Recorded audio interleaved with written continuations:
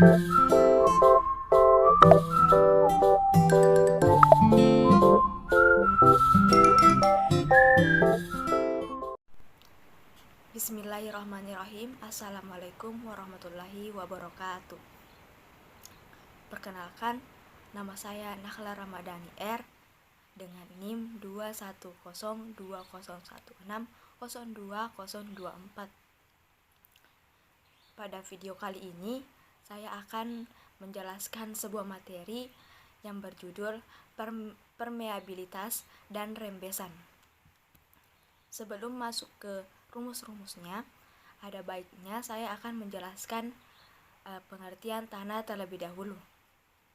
Perlu kita ketahui bahwasannya tanah merupakan susunan butiran padat dan pori-pori yang saling berhubungan satu sama lain, sehingga air dapat mengalir dari satu titik yang mempunyai energi lebih tinggi ke titik yang mempunyai energi lebih rendah. Nah, selanjutnya kita masuk ke gradien hidrolik. Menurut persamaan Bernoulli, tinggi energi total pada suatu titik di dalam air yang mengalir dapat dinyatakan sebagai penjumlahan dari tinggi tekanan, tinggi kecepatan, dan tinggi elevasi, atau dengan rumus sebagai berikut. Nah, kalian bisa lihat rumus yang ada di depan layar itu kalau Z itu tinggi elevasi, X pangkat 2 per 2G itu tinggi kecepatan, sedangkan P per YW itu merupakan tinggi tekanan. Nah, perlu kita ketahui juga bahwasannya H itu tinggi energi total, P tekanan, V kecepatan, G percepatan disebabkan oleh gravitasi, dan YW itu berasal berat volume air. Nah, selanjutnya, apabila persamaan Bernoulli di atas dipakai untuk air yang mengalir melalui pori-pori, prinsip-prinsip rekayasa geoteknis tanah, bagian dari persamaan yang mengandung tinggi kecepatan dapat diabaikan. Hal ini disebabkan karena kecepatan rembesan air di dalam tanah adalah sangat kecil. Maka dari itu, tinggi energi total pada suatu titik dapat dinyatakan sebagai berikut. Jadi, teman-teman bisa lihat rumusnya di atas itu sudah terpampang. H sama dengan P per YW tambah Z. Nah, gambar pada slide selanjutnya yaitu 1.1 menunjukkan hubungan antara tekanan, elevasi, dan tinggi energi total dari suatu aliran air di dalam tanah. Tabung piezometer dipasang pada titik A dan titik B. Jadi ketinggian air di dalam tabung piezometer A dan B itu disebut sebagai muka piezometer. Nah, dengan persamaan di bawah ini, jadi teman-teman lagi bisa lihat nih persamaan rumus di atas bagaimana. Nah, kehilangan energi tersebut dapat dinyatakan dalam bentuk persamaan dimensi seperti di bawah ini. Jadi persamaannya sudah saya ada di layar. Nah, teman-teman bisa lihat yang dimana keterangannya itu kalau I itu gradieri hidrolik dan L itu jarak antara titik A dan B, yaitu panjang aliran air di mana kehilangan tekanan terjadi. Nah, di sini di layar sudah ada juga gambar 1.1. Teman-teman bisa perhatikan gambarnya.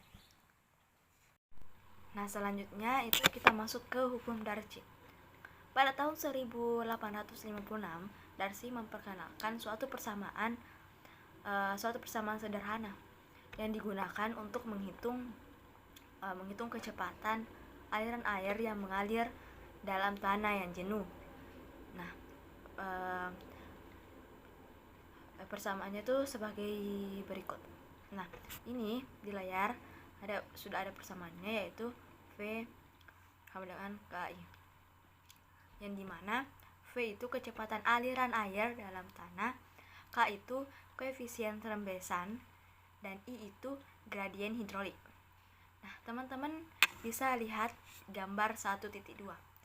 Nah, pada umumnya varian kecepatan V dengan gradien hidrolik I dapat dijalankan seperti dalam gambar 1.2.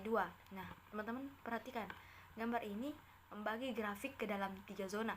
Yang pertama itu zona aliran laminar atau zona I, B zona transisi atau zona 11, dan yang ketiga itu zona aliran turbulen, yaitu zona ketiga. Maaf, tadi salah. Saya ulang. Gambar ini itu membagi 3 grafik. Yang pertama itu zona aliran laminar, yaitu zona 1, B zona transisi, yaitu zona kedua, dan dan ketiga itu zona aliran turbulen, yaitu zona 3. Bila mana gradien hidrolik bertambah besar secara perlahan-lahan, aliran di zona 1 dan 2 akan tetap laminar, dan kecepatan 5 mempunyai hubungan yang linear dengan gradien hidrolik. Pada gradien hidrolik yang lebih tinggi, aliran menjadi turbulen, yaitu zona 3. Bila mana gradien hidrolik berkurang, keadaan aliran laminar hanya akan terjadi di dalam zona 1 saja. Pada kebanyakan tanah, aliran air melalui ruang pori dapat dianggap sebagai aliran laminar. Jadi begitu penjelasannya untuk gambar 1.2. Nah, apabila jumlah air yang mengalir melalui tanah dalam satuan waktu adalah Q, maka Q sama dengan FA sama dengan AV VS. Nah, keterangannya bisa teman-teman perhatikan di layar. Oke, selanjutnya dengan menggabungkan persamaan sebelumnya, maka kita bisa dapat persamaan seperti ini. Ya. Jadi keterangannya itu VV itu merupakan volume pori, contohnya itu tanah. Nah, sedangkan VS itu merupakan volume butiran padat, contohnya itu tanah. Nah, persamaan di tadi itu dapat ditulis lagi seperti berikut. Jadi ini persamaannya itu dari bisa ditulis lain seperti tadi, yang dimana jika ada suatu gradien hidrolik I, maka berlaku persamaan seperti ini, ya itu. Nah, untuk keterangannya itu, kalau E itu angka pori, N itu porositas. Nah, selanjutnya itu kita masuk ke koefisien rembesan. Koefisien rembesan mempunyai satuan yang sama seperti kecepatan. Istilah koefisien rembesan sebagian besar digunakan oleh para ahli teknik tanah atau geoteknik. Para ahli geologi menyebutnya sebagai konduktivitas hidrolik. Bila mana satuan Inggris digunakan, koefisien rembesan dinyatakan dalam ft per menit atau per hari, dan total volume dalam RE. Dalam satuan S1, koefisien rembesan dinyatakan dalam cm per detik, dan total volume dalam cm pangkat 3. Koefisien rembesan tanah itu tergantung pada beberapa faktor, yaitu kekentalan cairan, distribusi ukuran pori, distribusi ukuran butir, angka pori, kekasaran permukaan butiran tanah, dan derajat kejenuhan tanah. Pada tanah berlempung, struktur tanah memegang peranan penting dalam menentukan koefisien rembesan. Faktor-faktor lain yang mempengaruhi sifat rembesan tanah lempung adalah konsentrasi ion dan ketebalan lapisan air yang menempel pada butiran lempung. Jadi harga koefisien rembesan K untuk tiap-tiap tanah adalah berbeda-beda. Beberapa hari koefisien rembesan diberikan dalam tabel berikut. Jadi teman-teman bisa lihat tabel di layar. Nah, koefisien rembesan tanah yang tidak jenuh adalah rendah. Harga tersebut akan bertambah secara cepat dengan bertambahnya derajat kejenuhan tanah yang bersangkutan. Tanah yang bersangkutan. Koefisien rembesan juga dapat dihubungkan dengan sifat-sifat dari cairan yang mengalir melalui tanah yang bersangkutan dengan persamaan sebagai berikut. Jadi teman-teman bisa lihat persamaannya di layar, yaitu keterangannya itu YW itu berat volume air, kekentalan air, dan K itu rembesan absolut. Nah, selanjutnya itu penentuan koefisien rembesan di laboratorium. Uji standar di laboratorium yang digunakan untuk menentukan harga koefisien rembesan suatu tanah itu terbagi menjadi dua, yakni uji tinggi konstan dan juga uji tinggi jauh. Nah, uji tinggi konstan itu merupakan susunan alat untuk uji tinggi konstan ditunjukkan dalam gambar seperti berikut. Pada tipe percobaan ini, pemberian air dalam saluran pipa masuk atau inlet dijaga sedemikian rupa hingga perbedaan tinggi air di dalam pipa itu masuk dan pipa keluar selalu konstan selama percobaan. Setelah kecepatan aliran air yang melalui contoh tanah menjadi konstan, air dikumpulkan dalam gelas ukur selama suatu waktu yang diketahui. Volume total dari air yang dikumpulkan tersebut dapat dinyatakan sebagai berikut. Jadi untuk persamaannya itu kalian bisa lihat di layar. Nah, perlu kita ketahui juga bahwasannya uji tinggi konstan adalah itu lebih cocok untuk tanah berbutir dengan koefisien rembesan yang cukup besar. Selanjutnya itu uji tinggi jatuh. Perlu kita ketahui bahwa susunan alat yang digunakan untuk uji tinggi jatuh itu bisa dilihat pada gambar berikut.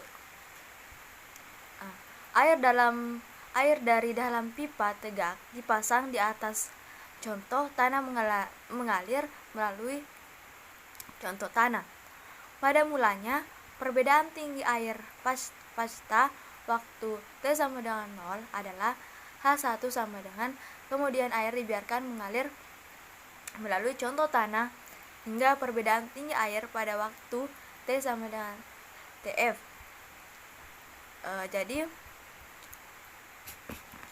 selanjutnya kita bisa lihat teman-teman bisa lihat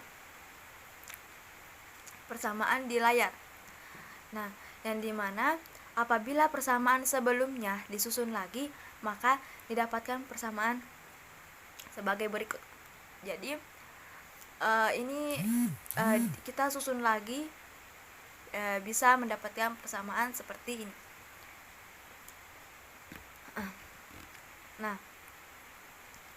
selanjutnya itu pengaruh temperatur air terhadap harga K. Persamaannya sudah ada di layar dan untuk keterangannya juga sudah ada. Jadi teman-teman bisa lihat persamaan dan keterangannya. Untuk mudahnya, harga K biasanya dinyatakan pada temperatur 20 derajat Celcius dan berat volume air selama percobaan yang dianggap. Selanjutnya itu hubungan empiris untuk koefisien rembesan. Hasen 1930 memperkenalkan suatu hubungan empiris untuk koefisien rembesan dalam bentuk sebagai berikut. Jadi persamaannya itu K dalam kurung cm per detik sama dengan CD 210, yang dimana C itu suatu konstan yang bervariasi dari 1,0 sampai 1,5. Sedangkan D10 merupakan ukuran efektif dalam suatu milimeter. Nah, selanjutnya itu Casagrande mengajukan suatu rumus sederhana untuk menghitung koefisien rembesan dari tanah pasir bersih yang halus sampai dengan agak kasar. Persamaannya itu seperti yang ada di layar, yaitu K sama dengan 1,4 E pangkat 2 KU,85. Nah, K itu koefisien rembesan pada angka pori E, dan KO85 itu koefisien rembesan yang bersesuaian dengan angka pori, yaitu 0,85. Amer dan Awad 1974 menyarankan bahwa konstanta C1 dapat dinyatakan sebagai fungsi dari ukuran efektif dan koefisien keseragaman pasir. Atau bisa dilihat persamaan sebagai berikut, seperti yang ada di layar, yang dimana D10 itu ukuran efektif, CU itu koefisien keseragaman, sedangkan C2 itu konstanta. Berdasarkan hasil observasi yang mereka lakukan, Samarisenghe, Huang, dan Drenevich tahun 1982 menyarankan bahwa koefisien rembesan dari tanah lempung yang terkonsolidasi secara normal dapat diberikan dengan persamaan seperti berikut. Jadi persamaannya itu seperti di layar, yaitu K sama dengan C3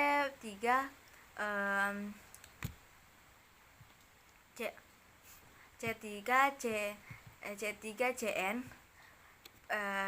per 1 tambah E, yang dimana C3 dan N adalah konstanta-konstanta yang ditentukan dari hasil percobaan. Persamaan di atas dapat ditulis lagi sebagai berikut. Nah, persamaannya itu teman-teman bisa lihat di layar. Selanjutnya itu rembesan ekivalen pada tanah berlapis-lapis. Teman-teman bisa terlebih dahulu melihat gambar-gambar yang ada di layar. Nah, koefisien rembesan suatu tanah mungkin bervariasi menurut arah aliran yang tergantung pada perilaku tanah di lapangan. Untuk tanah yang berlapis-lapis, di mana koefisien rembesan alirannya dalam suatu arah tertentu berubah dari lapis ke lapis, kiranya perlu ditentukan harga rembesan ekivalen untuk menyederhanakan perhitungan. Menurut penurunan berikut ini adalah perumusan rembesan ekivalen untuk aliran air dalam arah vertikal dan horizontal yang melalui tanah berlapis-lapis dengan arah lapisan horizontal. Gambar 1.10 kita bisa lihat menunjukkan suatu tanah yang mempunyai lapisan sebanyak N dengan aliran arah horizontal.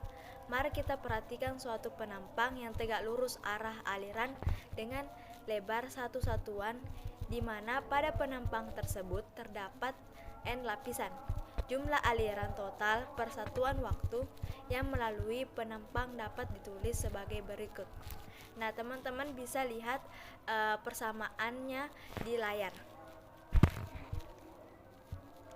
Nah, setelah itu kita masuk ke uji rembesan di lapangan. Uji rembesan di lapangan dengan cara pemompaan dari sumur di lapangan koefisien rembesan rata-rata yang searah dengan arah aliran dari suatu lapisan tanah dapat ditentukan dengan cara mengadakan uji pemompaan dari sumur. Gambar 1.12 menunjukkan suatu lapisan tanah tembus air yang koefisien rembesannya akan ditentukan di mana di sebelah bawah dibatasi oleh suatu lapisan kedap air.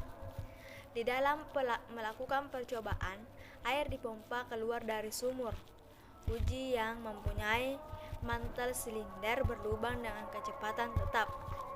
Beberapa sumur observasi dibuat di sekeliling sumur uji dengan jarak yang berbeda-beda. Ketinggian air di dalam sumur uji dan sumur observasi diteliti secara terus-menerus sejak pemompaan dilakukan hingga keadaan lunak dicapai. Keadaan tunak tersebut akan dicapai bila mana ketinggian air di dalam sumur uji dan sumur observasi menjadi tunak. Jumlah air tanah yang mengalir ke dalam sumur uji persatuan waktu debit sama dengan Q adalah sama dengan jumlah air.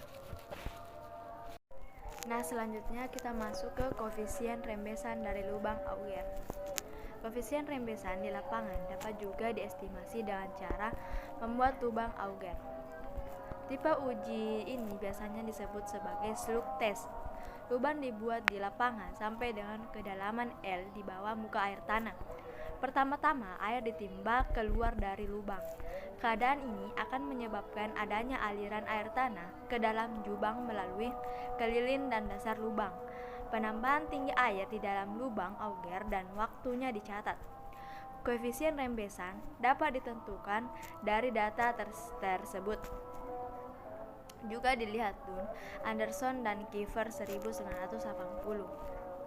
Nah, persamaannya bisa kita lihat di layar, di mana R itu jari-jari lubang Auger atau meter, sedangkan Y itu harga rata-rata dari jarak antara tinggi air di dalam lubang Auger dengan muka air tanah selama interval waktu T atau menit. Perlu diperhatikan bahwa untuk persamaan di atas, satuan L adalah meter dan satuan K adalah meter per detik atau meter per menit, tergantung pada satuan waktu. Penentuan koefisien rembesan dari lubang Auger biasanya tidak dapat memberikan hasil yang teliti, tetapi ia dapat memberikan harga pangkat dari K. Nah, selanjutnya itu kita masuk ke contoh soal. Nomor 1 itu soalnya itu tentukan koefisien rembesan ekivalen untuk aliran arah horizontal pada tanah berlapis 3 dengan stratifikasi horizontal. Nah, bisa untuk menyelesaikan soal ini itu kita bisa lihat tabelnya. Di situ ada nomor lapisan, tebal atau FT, dan koefisien rembesan dalam arah horizontal KH. Nah, di sini kita memakai persamaan seperti di layar, yaitu KH sama dengan 1 per H dalam kurung KH1 H1 tambah KH2 H2 tambah KH3 H3. Nah, untuk memasukkan nilainya ini kita tinggal memperhatikan tabelnya saja. Di situ sudah tertera nomor-nomornya dan nilai dari tebal dan nilai dari koefisien rembesan dalam arah horizontal. Nah, setelah itu kita langsung memasukkan saja dan menjumlahkan, maka kita bisa mendapatkan jawaban 0,1 FT per menit. Nah, contoh soal kedua, soalnya itu koefisien rembesan suatu tanah pasir pada angka pori 0,8 adalah 0,047 per detik. Perkirakan besarnya koefisien rembesan tanah tersebut pada angka pori 0,5. Nah, sekarang kita langsung memasukkan persamaannya seperti layar, seperti rumus yang ada di layar, dan memasukkan angka sesuai yang diminta. Maka hasil yang diperoleh dalam soal ini itu 0,018 cm per detik. Nah, selanjutnya itu persamaan kontinuitas atau kesenantiasaan. Dalam keadaan yang sebenarnya, air mengalir di dalam tanah tidak hanya dalam satu arah dan juga tidak seragam untuk seluruh luasan yang tegak lurus dengan arah aliran. Untuk permasalahan-permasalahan seperti itu, perhitungan aliran air tanah pada umumnya dibuat dengan menggunakan grafik-grafik yang dinamakan jaringan aliran. Konsep jaringan aliran ini didasarkan pada persamaan kontinuitas lap atau AC yang menjelaskan mengenai keadaan aliran tunak untuk suatu titik di dalam massa tanah.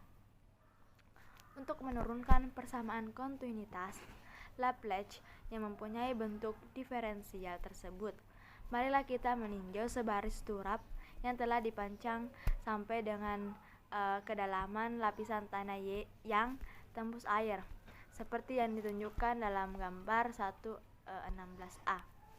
Turap tersebut dianggap kedap air aliran keadaan tunak dari bagian hulu ke bagian hilir melalui lapisan tembus air atau permeable layer adalah aliran dalam 2 dimensi. Untuk aliran air pada titik A, kita perhatikan suatu elemen tanah yang berbentuk kubus. Kubus tanah tersebut mempunyai ukuran dx, dy, dan dz. Panjang dy adalah tegak lurus terhadap bidang kertas seperti yang telah diperbesar dalam gambar 1.16 bagian B. Anggaplah bagian Vx dan Vz adalah komponen kecepatan pada arah horizontal dan vertikal. Jumlah air yang mengalir masuk ke dalam kubus tanah persatuan waktu dalam arah horizontal adalah sama dengan Vx dy dz, dan dalam arah vertikal adalah sama dengan Vz dx dan dy. Jumlah air yang mengalir keluar dari kubus tanah persatuan waktu dalam arah horizontal dan vertikal adalah sebagai berikut. Nah, teman-teman bisa lihat persamaan pada layar atau PowerPoint di atas. Nah, selanjutnya kita masuk ke jaringan aliran. Persamaan kontinuitas persamaan dalam media yang isotropik mewakili kedua kelompok grafik yang saling tegak lurus satu sama lain, yaitu garis-garis aliran. Garis-garis ekipotensial. Garis aliran adalah suatu garis sepanjang mana butiran air akan bergerak dari bagian hulu ke bagian hilir melalui media tanah yang tembus air. Garis ekipotensial adalah suatu garis sepanjang mana tinggi potensial di semua titik pada garis tersebut adalah sama. Nah, jadi apabila alat-alat piezometer diletakkan di beberapa titik yang berbeda di sepanjang suatu garis ekipotensial, air di dalam tiap-tiap piezometer tersebut akan naik pada ketinggian yang sama. Gambar 1.17 bagian A menunjukkan definisi garis aliran dan garis ekipotensial untuk aliran di dalam lapisan tanah yang tembus air. Di sekeliling jajaran turap yang ditunjukkan dalam gambar 1.16 bagian A, kombinasi dari beberapa garis aliran dan garis ekipotensial dinamakan jaringan aliran. Seperti telah disebut sebelum bahwa jaringan aliran dibuat untuk menghitung aliran air tanah. Dalam pembuatan jaringan aliran, garis-garis aliran dan ekipotensial digambar sedemikian rupa sehingga 1. Garis ekipotensial memotong tegak lurus garis aliran. 2. Elemen-elemen aliran dibuat kira-kira mendekati bentuk bujur sangkar. Jaringan aliran dalam lapisan tanah tembus air yang isotropik diberikan dalam penggambaran suatu jaringan aliran biasanya harus dicoba berkali-kali. Selama menggambar jaringan aliran, harus selalu diingat kondisi-kondisi batasnya. Untuk jaringan aliran yang ditunjukkan, keadaan batas yang dipakai adalah 1. Pembukaan lapisan tembus air pada bagian hulu dan hilir dari sungai adalah garis-garis ekipotensial. 2. Karena AB dan DE adalah garis-garis ekipotensial, semua garis-garis aliran memotongnya tegak lurus. 3. Batas lapisan kedap air, yaitu garis VG, adalah garis aliran. Begitu juga permukaan turap kedap air, yaitu garis ACD. 4. Garis-garis ekipotensial memotong ACD dan FG tegak lurus. Nah, selanjutnya kita masuk ke perhitungan rembesan dari suatu jaringan aliran. Nah, bisa kita lihat di PPT atau di layar di atas ini ada terdapat 2 gambar, yakni yang pertama itu definisi garis aliran dan garis ekipotensial, dan yang kedua itu gambar jaringan aliran yang lengkap. Nah, dari hukum Darcy, jumlah aliran yang mengalir per persatuan waktu adalah K I A. Jadi dapat dituliskan lagi sebagai berikut. Persamaannya bisa kita lihat di layar.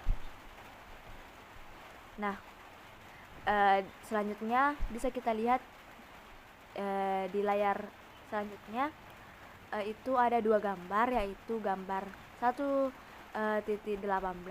dan 1.19.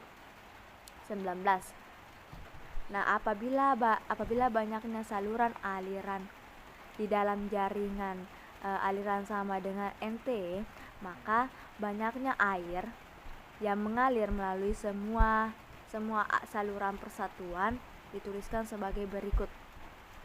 Nah, persamaannya itu Q sama dengan KH kali NV per ND.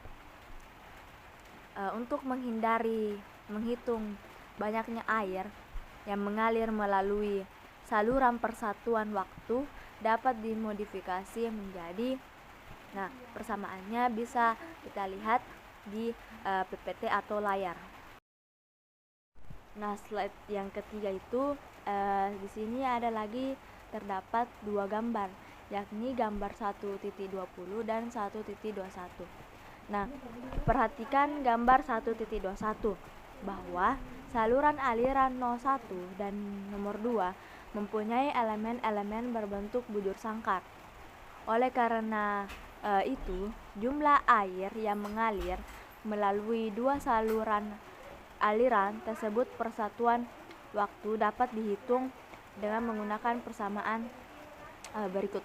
Nah, teman-teman bisa lihat arah tanda panahnya itu menunjukkan suatu persamaan. Nah, teman-teman bisa lihat persamaannya. Nah, selanjutnya misalkan saluran aliran nomor 3 mempunyai elemen-elemen dengan bentuk 4 persegi panjang yang mempunyai perbandingan lebar dan panjang sebesar 0,38, maka dari itu persamaannya sebagai berikut. Nah, teman-teman bisa lihat lagi arah panahnya menunjukkan suatu persamaan.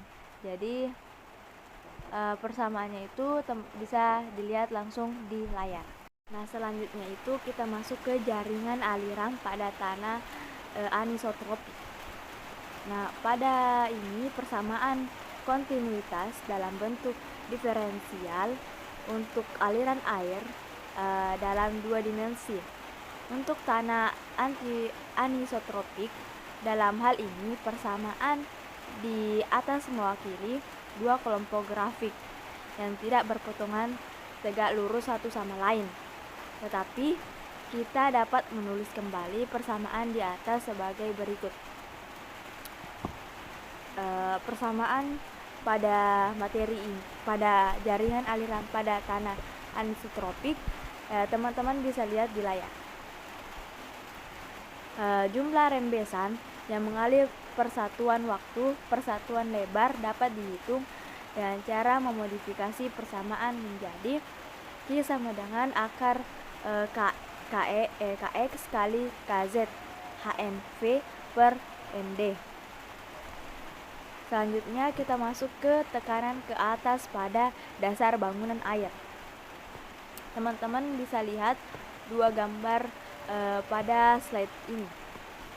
Nah, ada 7 buah penurunan energi potensial dalam jaringan aliran tersebut, dan perbedaan muka air pada bagian hulu dan hilir dari sungai adalah H sama dengan 21 Ft J. Jadi kehilangan tinggi energi untuk tiap-tiap penurunan tekanan ke atas pada titik-titik berikut adalah, nah, teman-teman bisa lihat persamaannya di layar.